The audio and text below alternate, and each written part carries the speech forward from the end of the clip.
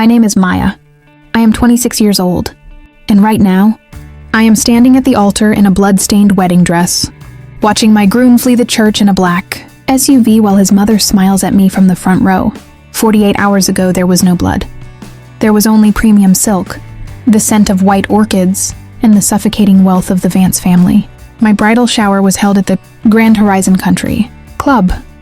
Everyone who was anyone in the city was there, sipping champagne and eyeing me like a stray cat that had somehow snuck into a 5-star restaurant.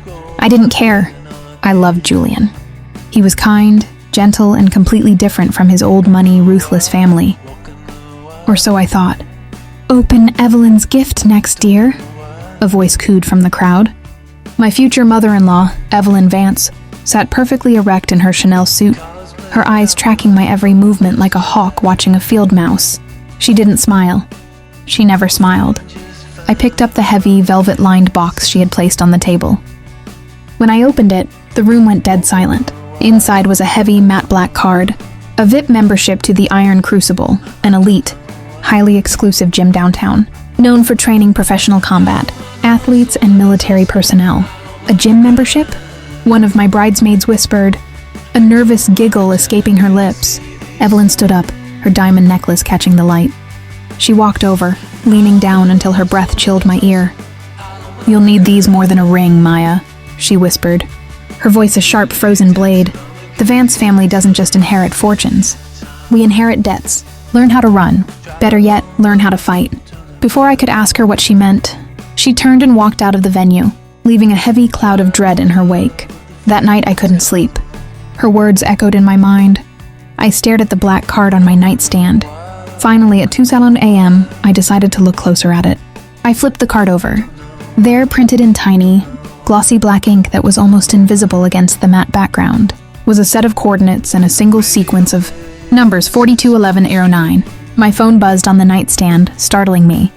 It was a restricted number. I picked it up, my heart hammering against my ribs. "Hello?" A raspy, panicked voice spoke over a rush of heavy wind. "Maya, if you want to survive the wedding, do not look in Julian's desk. They are watching you. The line cut to dead static. The voice belonged to Julian's older brother, Thomas, the brother who had supposedly died in a boating accident 3 years ago. The static on the line hissed in my ear like a nest of vipers. I slammed the phone down, my hands trembling so violently I nearly knocked the lamp off my nightstand. "Thomas is dead," I told myself, pressing my palms against my eyes. "He drowned." Julian wept at his funeral. I held his hand. But the voice, the panicked, breathless cadence was unmistakable. It was the exact voice from the old home videos Julian had shown me when we first started dating. I looked across the bed. Julian's side was empty. He had stayed late at the family office downtown, finalizing the prenuptial agreements, or so he said. "Do not look in Julian's desk." The warning hung in the heavy silence of our penthouse. It wasn't just a warning. It was a roadmap. The human brain can't process a command like that without doing the exact opposite. I slipped out of bed, the cold hardwood floor biting into my bare feet. I walked down the long, shadowed hallway to Julian's private study. The door groaned softly as I pushed it open.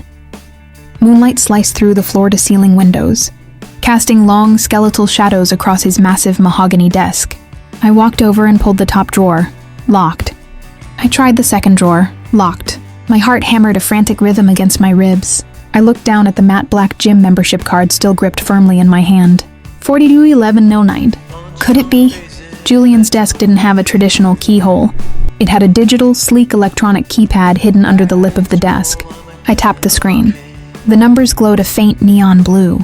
I entered the sequence from the back of the card 421109. Click. The bottom drawer popped open an inch. A wave of cold sweat broke across my neck. I pulled the drawer fully open. Inside sat a pristine, leather-bound folder. No dust, no clutter, just a single document inside a clear plastic sleeve. I pulled it out and flipped it open under the moonlight. It was a life insurance policy, a massive $50 million policy on my life taken out just 3 weeks ago. The beneficiary wasn't Julian.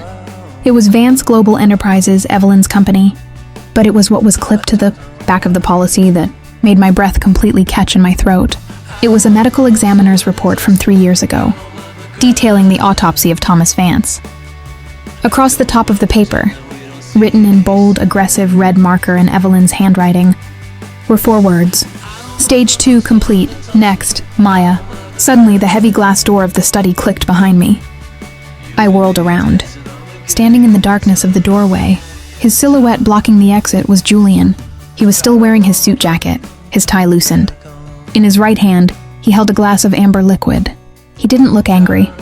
He looked entirely emotionless. "I told you, Maya," Julian whispered, his voice smooth and terrifyingly calm as he took a step into the room. "My mother always gets what she wants." The amber liquid in Julian's glass swirled lazily as he took another step toward me. The moonlight caught the sharp edge of his jaw. The man I loved suddenly replaced by a total stranger. "Julian, what is this?"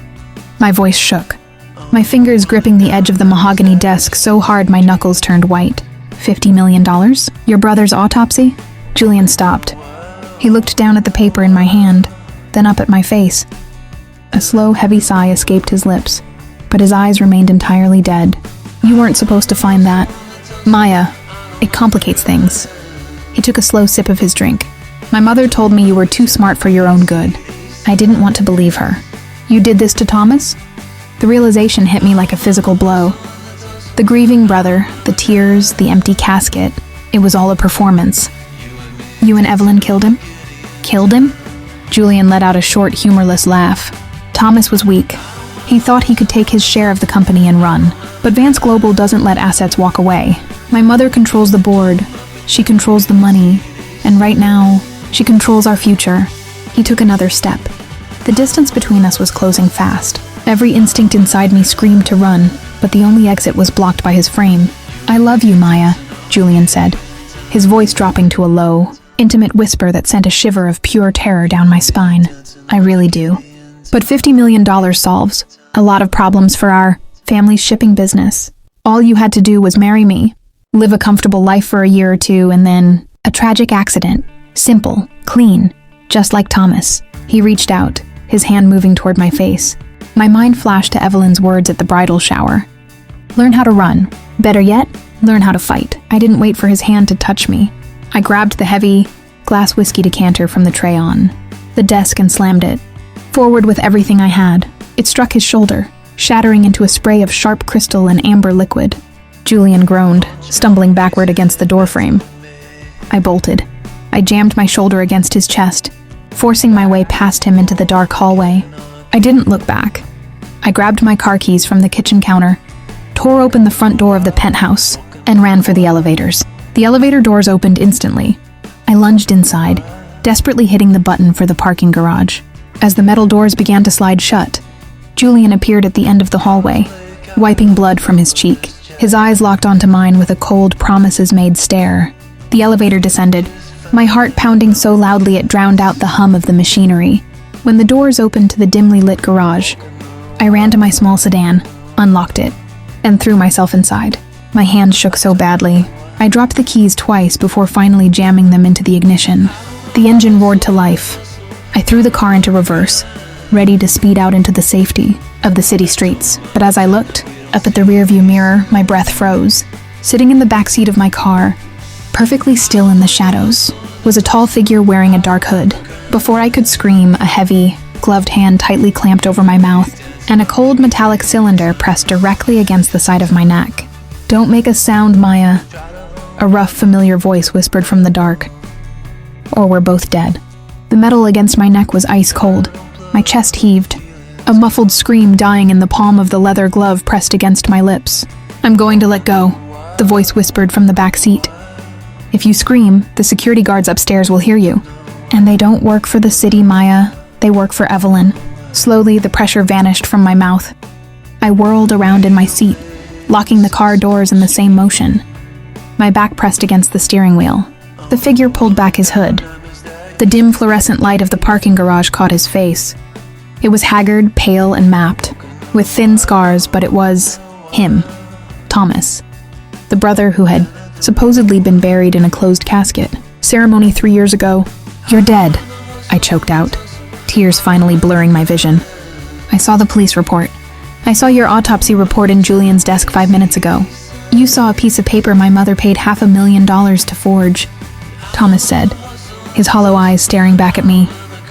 The body they pulled from the harbor belonged to a John Doe. I barely escaped with my life. Maya, I've been hiding in the shadows for 36 months, waiting for a way to bring them down. Julian said they killed you because you tried to take your share of the company. Is that what he told you? Thomas let out a bitter, dry cough. I didn't want the money. I found out what Vance Global actually ships in those cargo containers. It's not electronics. Maya, it's illegal weapons and black market military tech.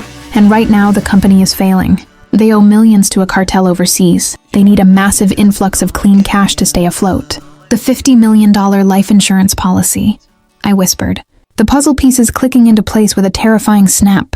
Exactly. You are their financial bailout. Thomas leaned forward, placing a small, high-tech flash drive into my trembling hand. This contains the real shipping manifests, the ones that can put Evelyn and Julian away for life. But I can't decrypt the final master file. It requires an encryption key that changes every 24 hours. Where is the key? It's hardwired into the main server at Evelyn's private facility downtown, Thomas said, his face hardening. The address matches the coordinates, on the back of that gym membership card she gave you.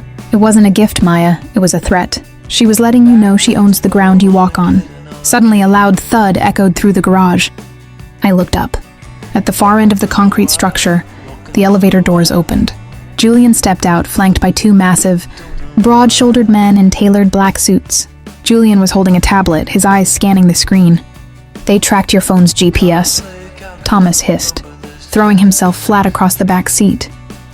Drive now! I slammed the car into drive and stomped on the gas pedal. The tires shrieked against the smooth concrete, the car rocketing forward just as Julian looked up from his tablet.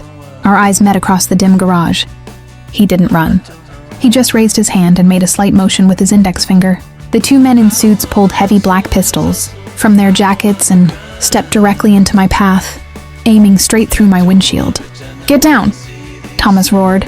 I slammed my foot on the accelerator and ducked below the dashboard, just as the deafening crack of gunfire echoed through the concrete garage. The windshield exploded into a spider web of shattered safety glass. I didn't hit the brakes. Evelyn's words flashed through my mind. Learn how to run. I yanked the steering wheel hard to the right. The sedan swerved, bypassing the men in suits and violently sideswiping a massive, red fire suppression pipe bolted to a structural pillar. The impact ripped the pipe open.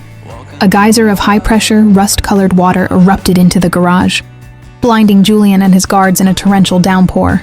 Through the chaos, I straightened the wheel and smashed, straight through, the wooden security arm of the exit gate. The sedan launched into the midnight streets of the city, the engine screaming. Keep driving! Thomas shouted over the wind rushing through the bullet holes in the glass. Take the lower transit tunnels. We need to ditch this car before they pull city traffic cameras. My hands were locked onto the wheel in a death grip. My chest heaved with ragged breaths, but the paralyzing fear was gone. In its place was a cold, sharp fury. Julian had kissed my forehead that morning. He had held my hands while planning my murder. 10 minutes later, we abandoned my ruined sedan under a bridge in the industrial district. Thomas led me through a chain-link fence into an abandoned rail yard, finally stopping inside a rusted, hollowed-out train car that smelled of damp earth and ozone. He pulled a thick, rugged laptop from a hidden compartment under the floorboards and jammed the flash. Drive into the side. His fingers flew across the keyboard. The drive has the shipping manifests, but the corporate firewall is locked tight, Thomas muttered, the blue light of the screen illuminating the deep scars on his cheek. It requires an active Vance Global Executive ID to bypass the first security gate before we can even use the encryption key. My credentials were wiped the day they faked my death. He slammed his fist against the metal wall. We're locked out. The drive is useless. I stared at the blinking cursor on the screen. A memory from earlier that evening pierced through my racing thoughts. Julian standing in his study, sliding a stack of thick papers across the desk. The prenuptial agreements. Thomas, I breathed, stepping closer to the screen. To make the $50 million life insurance policy legally binding, Julian had me sign a spousal proxy form. It gave me temporary board of director clearance. Thomas froze. He looked up at me, his hollow eyes widening. He made you an active executive? Yes, as of 8 more p.m. tonight. Thomas quickly typed a new command into the terminal. A prompt appeared asking for an executive ID number. Do you know the number? he asked, his voice tight with anticipation. It was my birthday, followed by his, I said, reciting the digits as Thomas typed them in. Access granted. The screen flashed green. Files began to cascade down the monitor, hundreds of illegal transactions, offshore accounts, and military weapons manifests. We had them. We had the evidence to destroy Vance Global. But suddenly, the scrolling text stopped. The screen violently flickered, the green light shifting to a glaring blood red. The files vanished. In their place, a live video feed popped onto the monitor. It was Evelyn Vance. She was sitting in a brilliantly lit, sterile white room. But she wasn't looking at the camera. She was looking at the man tied to the steel chair beside her. A man with graying hair, a bruised face and terrified eyes. My stomach plummeted into an endless abyss. Dad? I choked out, slapping a hand over my mouth. Evelyn slowly turned her gaze to the camera lens, her lips curving into a razor-thin smile. Hello, Maya. Evelyn's voice purred through the laptop speakers. Did you really think a proxy ID wouldn't trigger an alarm? You have something that belongs to me. Bring the drive to the Iron Crucible in exactly 20 minutes. If you are 1 minute late, your father pays your debt. The red glow from the laptop screen stained my hands like fresh blood. On the monitor, my father's chest heaved with shallow, panicked breaths. His glasses were cracked, and a thin line of crimson trickled from his hairline down to his collar. Maya, he rasped, his voice cracking through the tiny laptop speakers. Don't come. Before he could finish, a man in a black suit stepped into the frame and struck him across the face. My dad's head snapped back. Stop it, I screamed at the screen, my fingernails digging into the rusted metal of the train car. Evelyn raised a single manicured hand, and the guard stepped away. She leaned closer to the camera, her cold, elegant features filling the screen. 20 minutes, Maya. If I see a single police siren, or if Thomas thinks he can play the ghost again, your father's heart stops. See you at the gym. The screen went black. The live feed cut out, leaving only the reflection of my own terrified face in the dark glass. It's an execution trap, Thomas said, slamming the laptop shut and packing it into his bag. She knows we have the shipping manifests. The moment you hand over that drive, she kills you, she kills your father, and she buries me for good. I don't care about the drive, Thomas. That's my dad. I grabbed him by the jacket, my eyes burning. She's going to kill him. Listen to me. Thomas grabbed my shoulders, his grip tight and grounding. Evelyn doesn't leave loose ends. Even if you give her the drive, she still needs you dead to collect the $50 million insurance policy. The only way anyone walks out of that facility alive is if we use the gym against her. I blinked, wiping a tear from my cheek. What do you mean? The Iron Crucible isn't just a gym. It's a front for their black market security operations, Thomas explained, pulling a tactical map of the city from his pack. The server room containing the master. Encryption key is directly below, the main training floor. But there's a heavy security gate. The coordinates on the back of your membership, card 421109, aren't just numbers. They are the override code for the facility's emergency fire suppression system. He looked at me, his face grim. If we trigger the system from the main panel, it locks down the entire building, floods the server room with carbon dioxide to extinguish electronic fires, and automatically opens all emergency exits to prevent casualties. It will blind their security guards and open a path straight to your father. But if it floods the room with carbon dioxide, I whispered, anyone inside will suffocate. Which is why we only have 90 seconds to get him out, Thomas said, checking his watch. We have 12 minutes left. Let's go. 10 minutes later, we pulled up to the rear alley of the Iron Crucible. The building was a massive, windowless concrete fortress clad in matte black steel. 2 armed guards patrolled the perimeter. Thomas handed me a small wireless earpiece. I'm going to loop the security cameras from the outside, box and create a distraction at the front gate. When the guards move, you slip through the loading dock. The main fire panel is on the left. And Julian? I asked, my voice hardening. He'll be waiting for you, Thomas said. Be careful, Maya. I slipped out of the shadows and crept toward the loading dock. Suddenly, a loud explosion rocked the front of the building. Thomas had detonated a nearby dumpster. The 2 rear guards immediately drew their weapons and sprinted toward the commotion. I darted up the concrete ramp, slid open the heavy metal door, and slipped into the darkness of the facility. The air inside smelled of sweat, leather, and industrial cleaning chemicals. I crept down a narrow, dimly lit corridor until I found the red fire control box. I threw it open, my fingers flying over the digital keypad. 421109. Access granted. Emergency system armed. A loud electronic hum began to vibrate through the walls. I grabbed the master lever, ready to pull it down and start the countdown. I wouldn't do that if I were you, sweetheart. A cold voice echoed from the darkness behind me. I froze. Slowly, I turned around. Standing 10 feet away, a silhouetted figure walked into the dim light. It wasn't Julian. It wasn't a guard.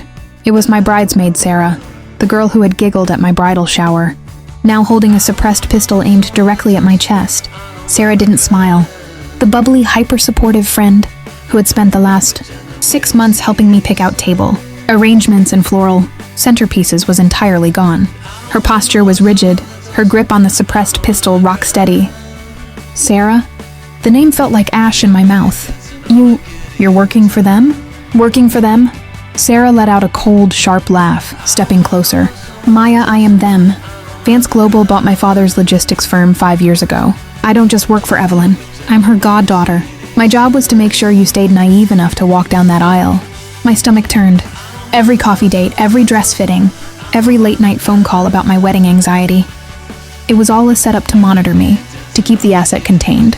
You knew they were going to kill me, I whispered, my voice thick with betrayal. $50 million keeps our family assets afloat.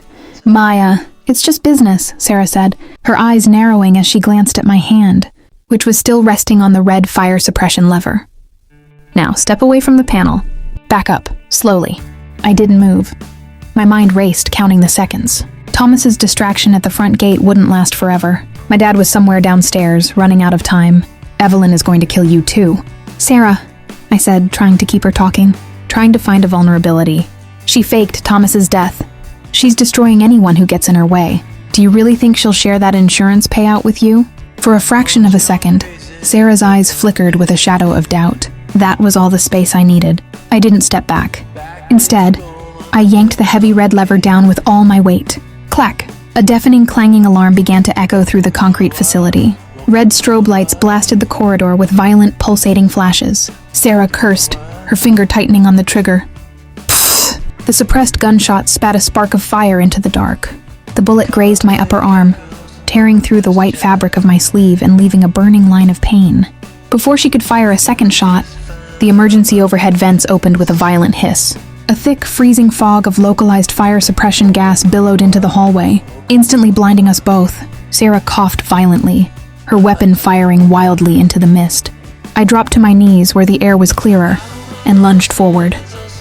I slammed my body into her legs, bringing her crashing down onto the concrete floor. The pistol skittered away into the darkness. I didn't stay to fight. I scrambled to my feet, using the red strobe lights to guide me toward the heavy metal door labeled Sublevel 1, Servers and Storage. I threw the door open and plunged, down the concrete stairs, into the flashing red abyss below. The air down here was already growing thin, the heavy carbon dioxide gas beginning to settle. I held my breath, my lungs burning, as I reached the bottom of the stairs. Through the thick haze and the blinding red strobes, I saw the sterile white room from the video feed. The glass wall was shattered. Inside, my father was still strapped to the chair, coughing uncontrollably as the gas began to rob the room of oxygen. I ran to him, my hands frantically tearing at the heavy leather straps binding his wrists. Dad, look at me! I've got you! Maya! He gasped, his eyes rolling back. Behind you. I whirled around. Through the red, smoky fog, a figure stepped into the doorway, sealing our only exit. He was wearing a high-tech tactical respirator mask, his eyes dark and merciless behind the visor. It was Julian, and in his hand, he held a heavy tactical knife. The heavy tactical respirator over Julian's face hissed with every breath, making him sound like a mechanical monster in the flashing red dark. The strobe lights painted the room in violent pulses of crimson and shadow. 90 seconds, Maya, Julian's voice echoed through the room, muffled but terrifyingly clear. That's how long it takes for the carbon dioxide to completely saturate this sublevel. I have a mask. You and your father don't. My father let out a weak, rattling cough beside me, his head slumping forward. The air was getting heavy, a crushing weight pressing down on my own chest. Every breath I took felt empty, like inhaling hot smoke. Let him go, Julian, I wheezed, my fingers still desperately picking at the last heavy knot on my dad's wrist straps. You have the drive. You have the company. Just let us walk." "You still don't get it," Julian said, taking a slow, measured step forward. The long steel blade of his tactical knife caught the red glare of the strobe lights.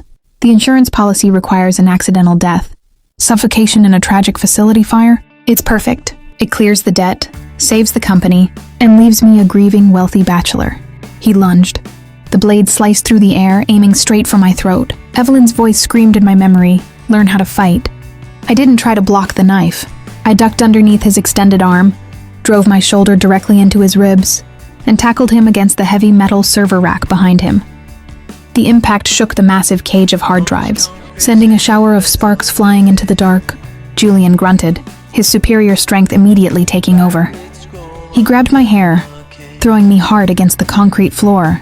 My head bounced off the ground, a white-hot flash of pain blinding me for a split second. I scrambled backward on my hands and knees as Julian stepped over me, raising the knife for a final downward strike. Through the haze, my hand brushed against something, heavy and metallic on the floor, the heavy iron padlock. Thomas had cut from the server room gate earlier. I gripped the lock, swung my arm in a blind arc, and slammed it directly into the side of Julian's tactical respirator mask. Crack! The plastic visor shattered. The seal broke. Instantly, Julian gasped, drawing in a massive lungful of the toxic, carbon dioxide heavy air in the room. His eyes went wide with sheer panic as he began to choke, dropping the knife and clutching his throat as his body starved for oxygen. I didn't waste a single second. I scrambled back to my father, yanked the final strap free, and threw his heavy arm over my shoulder. "Dad, move! You have to move!" I screamed, my own lungs screaming for air, spots dancing in my vision. We stumbled out of the server room into the suffocating, misty hallway. I could barely see. My legs felt like lead. We reached the base of the concrete stairs, but my strength vanished. My knees buckled and my dad and I crashed to the steps. I looked up the long, dark staircase. It felt miles away. My eyelids grew heavy. This is it, I thought. The red strobe lights slowly fading into black. We're not gonna make it. Suddenly, the heavy steel door at the top of the stairs was ripped open. A beam of blinding white flashlight cut through the fog. A figure sprinted down the steps, lifting my father effortlessly into his arms, while another hand gripped my waist, pulling me upward into the clean air. It was Thomas. He dragged us out of the loading dock into the cool, crisp night air of the alleyway. I collapsed onto the asphalt, taking massive, desperate gulps of oxygen, coughing until my throat burned. Beside me, my dad was breathing heavily, but he was alive.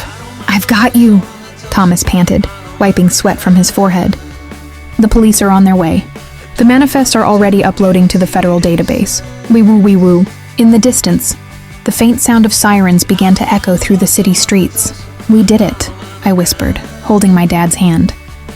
"It's over." "Not yet," Thomas said, pointing toward the front of the building. Through the smoke and the flashing red lights of the building's exterior, a sleek black limousine slowly pulled out of the private garage, its headlights cutting through the darkness as it sped toward the highway. Inside that car was the matriarch, the woman who had ordered it all. Evelyn Vance was escaping.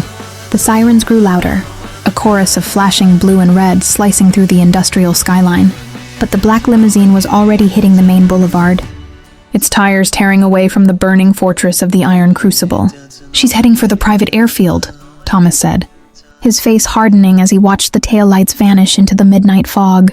"She has a Gulfstream fueled and cleared for takeoff. If she leaves the airspace, she flies straight to a non-extradition country. We'll never touch her." I looked down at my father. He was conscious now, his grip on my hand weak but reassuring. "Go, Maya," he whispered, his voice a gravelly scrape. "Stop her." Fury, cold and absolute, surged through my veins. The burns on my arm, the blood on my dress, the terror in my father's eyes. It all came down to this. "Take my keys," Thomas said, throwing me a ring of fob keys. "There's a high-performance interceptor," SUV parked behind the warehouse across the street. "It's tuned for tracking corporate targets. I'll stay here with your dad and meet the feds." I grabbed the keys, turned, and bolted across the asphalt. The SUV roared to life with a primal metallic growl. I threw the vehicle into gear and tore out of the alleyway, the GPS on the dashboard automatically syncing with the tracking beacon Thomas had planted on Evelyn's limousine months ago. The map showed her accelerating down the dark, rain-slicked highway toward Terminal 4 of the executive airport. I stomped on the gas pedal. The heavy SUV rocketed forward. weaving through the light midnight traffic like a bullet through silk. The distance between our two blips on the digital map began to close. 5 miles, 3 miles, 1 mile. Up ahead, the chain-link gates of the private airfield appeared, torn open where Evelyn's limo had smashed straight through security. I followed the path of destruction, tearing onto the wide, expansive tarmac. The wind tore across the open runway. In the distance, a sleek white private jet was already taxiing down the tarmac, its massive jet engines whining a deafening, high-pitched scream as they spun up for takeoff. The black limousine was parked directly near the boarding stairs, its doors wide open. Evelyn stood at the base of the jet's stairs, her pristine white trench coat whipping wildly in the jet wash. She held a metallic briefcase tightly against her chest. She turned her head, her cold eyes locking onto my oncoming SUV. She didn't run. She didn't panic. She slowly began to climb the stairs. I didn't hit the brakes. I accelerated, angling the massive bumper of the SUV directly toward the structural, metal support of the jet's boarding stairs. Crash. The impact tore the metal stairs clean off their tracks, sending them collapsing onto the concrete tarmac. Evelyn screamed as the stairs shifted beneath her, throwing her violently backward onto the hard ground. The metallic briefcase flew from her grip, bursting open and scattering. Thousands of pages of offshore routing, slips and encrypted hard drives across the windy runway. I threw open the SUV door and stepped out onto the tarmac, the wind tearing at my blood-stained bridal gown. Evelyn scrambled backward on the concrete, her expensive coat torn, her perfectly coiffed hair ruined by the wind. She looked up at me, her face twisting into a mask of pure, unadulterated venom. "You arrogant little bitch," Evelyn hissed, spitting blood onto the concrete. "You think you've won? You think a few documents can destroy the Vance name? I own the judges in this city. I own the politicians. By tomorrow morning, I will be free, and you will be a corpse." I walked up to her, stepping directly onto one of her scattered offshore banking statements. I reached into my pocket and pulled out a small, blinking silver device. "You're right, Evelyn. You do own the city," I said, my voice dead calm over the roar of the jet engines. "Which is why Thomas didn't send the manifest to the local police." I clicked the button on the device. A green light went solid. We broadcast the files directly to the Federal Bureau of Investigation, Interpol, and the Department of Homeland Security. And right now, they aren't looking for financial fraud. Above the roar of the jet engines, a new sound filled the night sky. 3 massive, unmarked black military helicopters suddenly dropped from the low clouds, their blinding searchlights pinning Evelyn to the tarmac like a trapped insect. From the shadows of the airfield, a dozen tactical units moved in, their weapons drawn and lasers locked onto her chest. The blinding white searchlights of the Federal helicopters turned the midnight tarmac into high noon. The hurricane-force wind from the rotors whipped my torn wedding dress around my legs, but I didn't take my eyes off Evelyn Vance. She looked up at the sky, her face finally losing its icy composure. For the first time since I had met her, Evelyn Vance looked terrified. "Federal agents! Stay where you are!" a voice boomed over a loudspeaker from the lead helicopter. As tactical teams swarmed the runway, zip-tying the jet pilots and securing the scattered documents, a senior agent walked into the spotlight, his badge gleaming. He looked at Evelyn, then at me. "Maya, your brother-in-law Thomas just brought your father to our field office. They're safe. You can step back now." I took a deep breath, the cold air filling my lungs. I looked down at Evelyn, who was now being forced onto her knees by 2 federal marshals, her diamond necklace dragged against the wet asphalt. "This isn't over, Maya," she spat, her voice cracking as the zip ties clicked around her wrists. "You took my son. You took my company. You will pay for this." "The debt is already paid, Evelyn," I said quietly, leaning down so only she could hear me over the roaring engines. "And you're the one cushioning the bill." 3 months later, the autumn leaves were falling over the city. I stood in front of a mirror in a quiet, cozy apartment downtown. No silk dresses, no 5-star catering, just a simple sweater and jeans.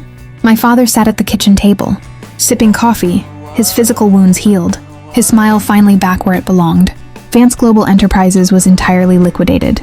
The federal trials were the biggest story in the country. Julian and Sarah were facing 30 years in a maximum security facility for corporate espionage and attempted murder. Evelyn's assets were frozen, her political connections vaporized by the sheer scale of the Department of Homeland Security's investigation. Thomas had taken a deal, receiving immunity, for his cooperation in dismantling the black market weapons ring. He was somewhere in Europe now, finally living a life out of the shadows. My phone buzzed on the counter. It was a notification from my bank, because Julian had legally signed the spousal proxy and active executive agreements before the facility fire.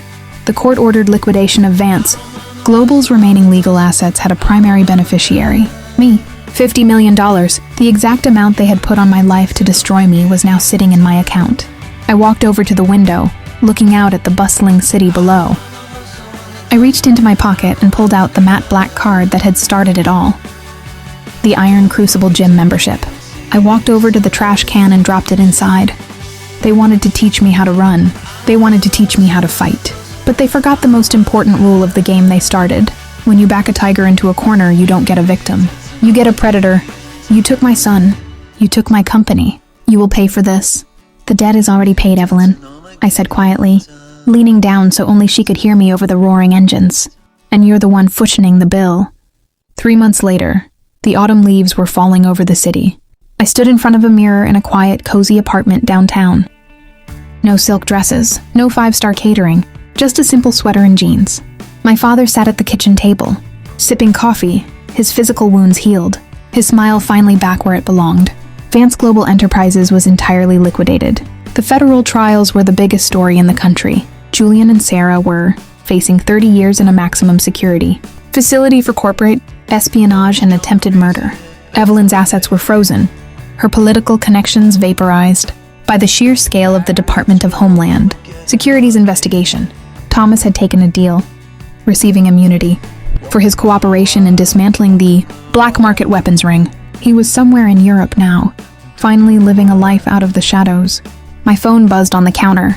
It was a notification from my bank, because Julian had legally signed the spousal proxy and active executive agreements before the facility fire.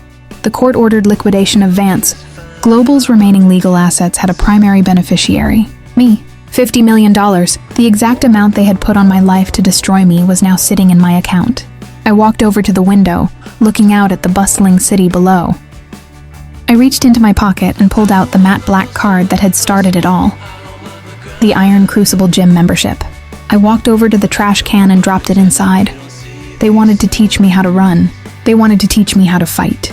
But they forgot the most important rule of the game they started. When you back a tiger into a corner, you don't get a victim. You get a predator.